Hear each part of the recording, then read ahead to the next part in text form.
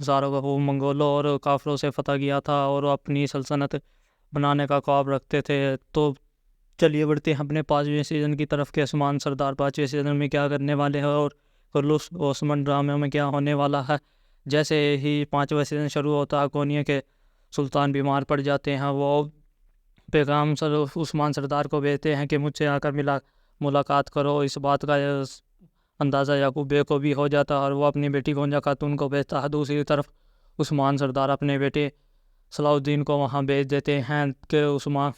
کہ کونیا کے سلطان سے جا کے ملو، وہ کونیا کے خزانہ کے بارے میں آپ کو معلومات دے گا۔ جیسے وہ کونیا پہنچتے ہیں تو سلطان صلاح الدین کو کونیا کا خزانہ کا نقشہ دے دیتا ہے۔ دوسری طرف گونجا خاتون جو کہ اس یعقوب بے سردار کی بیٹی ہے، یعقوب بے کی بیٹی کاغذ پر سلطان کی موت حاصل کر لیتی ہے اور دونوں ہی گونجا خاتون اور صلاح الدین اپنے اپنے مقام کو روانہ ہو جاتے ہیں۔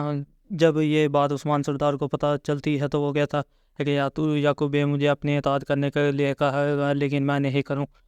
میں اطاعت نہیں کروں گا۔ یہی ہوتا ہے کہ یعقوب بے عثمان سردار کو اپنی اطاعت کرنے کا کہتے ہیں لیکن عثمان سردار منع کر دیتے ہیں، جس کی وجہ سے یعقوب بے بہت غصہ ہوتے ہیں۔ جو کہ کیسٹل کا قلعہ عثمان سردار نے فتح کرنا ہوتا ہے وہ یعقوب بے پہلے ہی پہنچ کر فتح کر لیتے ہیں، جس کی وجہ سے عثمان سردار کو وہ قلعہ دیتے ہیں اور یہ بتاتے ہیں کہ اس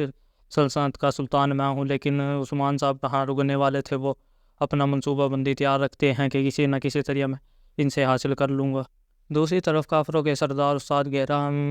مسلمانوں کے روم میں آ کر عثمان سردار کی حویلی میں داخل ہوتے ہیں اور بہت سے منصوبے بناتے ہیں اور وہ برہان بے پہ جان لیوا حملہ کرتے ہیں، لیکن برہان بے بچ جاتے ہیں، جس کی وجہ سے عثمان سردار بہت غصہ ہوتا ہے اور وہ سے عثمان سردار تلاشی کا حکم دیتا ہے تو وہ کافر لوگ بائندر بے پر الزام عائد کرتے ہیں کہ اس نے سونا کی خاطر یہ سب کچھ کیا ہے۔ عثمان بے معاملے کی پیشکش کرتا ہے اور جیسے پتہ چلتا ہے کہ